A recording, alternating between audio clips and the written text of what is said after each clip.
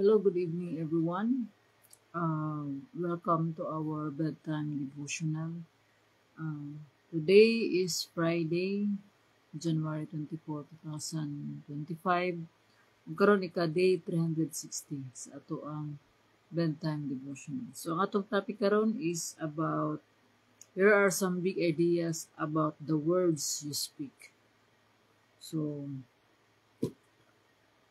um, in Proverbs chapter 10 verse 32, ingon, the lips of the godly speak helpful words, but the mouth of the wicked speaks perverse words. In other translation, good people say the right thing, but the wicked tell lies. So let us pray. Father God in heaven, Lord, we glorify your name, your King, our Savior, the owner of everything, Lord God. We thank you, Lord God, for all the blessings that we receive, for all your guidance, Lord God. Lord, we are nothing without you, Lord God. We lift up to you, Lord God, this devotional, Lord God, for your glory. Help us, Lord God. Guide us, Lord, in everything that we do and we say, Lord God, that gives us encouragement, give us life, Lord God, and helpful. Lord, um, ang di-acknowledge, Lord God, yung pag paghari, Lord God. Maghari ka, Lord God, sa matapusan. Ikaw magalimpyo ka na mo, Lord God, pasiro kami sa mga kalapasan. Tabangi kami, Lord God, to be always in your presence. Lord, i-bless ang imong pulong. Ikaw isok, Lord God, sa matapusan. Open our hearts and our minds, Lord God, nga madawat sa imong pulong, nga makatulog pagtubo, paglambok sa amo ang kinabuhi. Kadaygon ka, Lord, ang tanang dong himaya, mga pagday, kaning lamang amahan. Sa pangalan ni Jesus. Amen. So, again, may gabi. So, here are some big ideas about the words you speak. So, words you speak.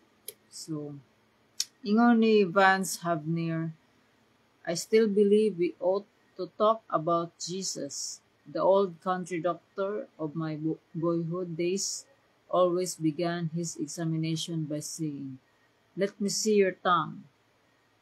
That's a good way to check a Christian, the tongue test.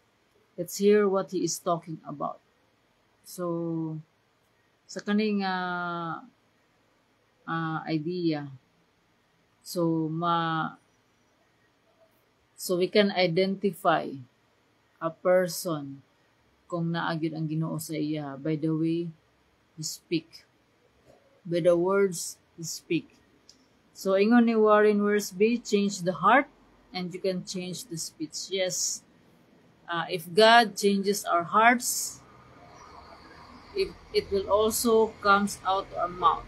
So, kung ang Ginoo ana sa ato ang kinabuhi, so kung atong gialaw ang Ginoo nga mo change sa ato ang kinabuhi, God will change our heart, also our mind, and it will goes out to our mouth. So, sa ato ang pagkaistoryahon. So, kung sa una, kanunay ta nagapamalikas, so, mahibalan kung aduna tay Ginoo, kung puros na lamang kaayuhan ang ato ang maistorya, ug makaayo, ug makahatag, og kalipay, og kahimayaan sa Ginoo. So, kung ang ato ang mindset nato, to bring honor and glory to God, so tanan natong pagabuhaton, atong pag-istorya, para sa Ginoong makalipay. So, ato kining makatunan kung unsaon nato pagpuyo, pag-istorya, nga makahalipay sa Ginoo, pinagi sa basa o pagtuon sa iyahang pulong. So, ingon sa Proverbs chapter 18 verse 21, so the tongue, our tongue can bring death or life. Those who love to talk will reap the consequences. So, ang ato ang dila, mao na sila kanatong dila can bring death or life, meaning can bring good and bad things. So, kanatong dila pwede kini makapatay, gamay ra ni siya pero daghan nga mga relasyon ang makabungkag pinaagi ni ini sa ato ang dila. So let the words of our mouth kanang makahatag og kaayuhan, makahatag og kalipay sa Ginoo. So ingon sa Proverbs chapter 12 verse 18 nga some people make cutting remarks but the words of the wise bring healing. So the words of the wise, so kaning mga pulong sa mga matarong makahatag og kaayuhan. So the influence of those people, righteous people, through their speech. So mao kini nga karong gabiuna ang Ginoo nag-remind ka nato sa kanunay nga let's be careful, let's be kanang mindful sa ato ang mga words nga ato ang ginaistorya. So every day, so we should evaluate ourselves, atong i-evaluate kung ang ato bang tanan natong ginabuhat, ginaistorya makahatag ba og kalipay o kasakit sa Ginoo or sa ato ang isig katawo.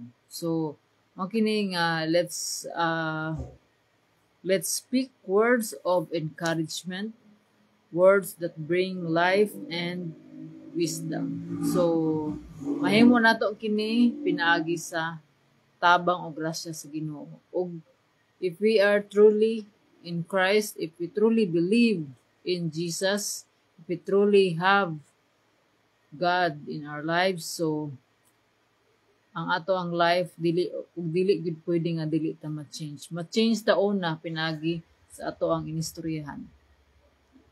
Diha mahibal-an kay tungod kay ang tao nga wala pay Ginoo kuan gyud kanang grabe ka daldal. So say takles. So morning those people nga kanang naa na Ginoo og tinuod gid nga nagsunod sa Ginoo. So ang kinabuhi adunay kausaban tungod kay mag-think usa mga isyak tabang sa Ginoo. Think before speaking. So mao kini nga good people say the right thing but the wicked tell lies. Who is the father of lies? So in the beginning sa Genesis ug sa Revelation, the first nga sin nga na-commit ug the last sin nga na-commit nga gisulat sa Bible, sa Genesis ug sa Revelation is being dishonest, so telling lies. So morning ang ato ang kanatong baba, we must be careful of what words we speak because it can bring up a life or it can bring down a life. So what would you choose? So if we are careful enough, if we are in Christ, we are a new creation because we live on this earth following the commands of God and fulfilling His purpose. So unsay ato ang purpose? So our purpose is to love God with all our heart, soul, mind, and strength, and to love our neighbor as we love ourselves. So, kung higugma ta sa ato ang kinabuhi, sa ato ang kagalingon, higugma ta sa atong isig katawo, ug labaw pa sa tanan sa Ginoo, tanan natong pagabuhaton, atong istorya, will bring honor and glory to God. O mahibalan nato kung unsaon nato pagistorya pinaagi sa ato ang pag-study sa pulong sa Ginoo. Ug ang Ginoo mao nay magpasabot kanato, mag-reveal kanato through the Holy Spirit kung unsa ang angay natong istorya. So think before you speak and ask God for help. So to God be all the glory. So let us pray. Father God in heaven, thank you, Lord, for this day, Lord God. Thank you, Lord God, for your reminder, for your words, Lord God, for your message about the words that we should speak.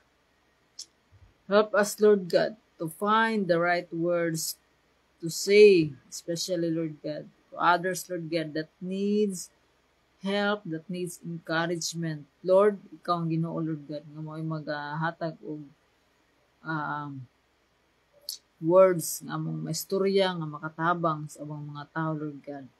Lord, wala kami mahimugula ikaw. Tabangi kami, Lord God. Ang tanan namong pagabuhaton, pag-istoryahan, Lord God, na makahatag og kinabuhi, pag-encourage, Lord God, sa uban, Lord God, ug makahatag og kaalam, Lord, sa tanan. Dalaygon ka, Lord, ikaw ang Ginoo, Lord God, nga mao'y magapalambo sa tanang naminaw ni ini nga mensahe, especially sa mga online nga nag-online joiner na to, alone, Lord.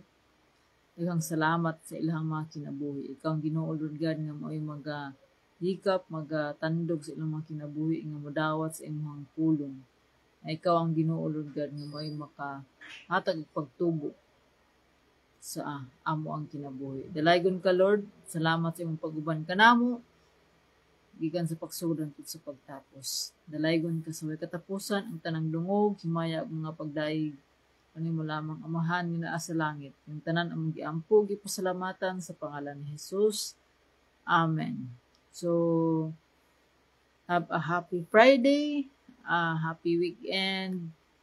Good night, God bless, and see you tomorrow. Bye.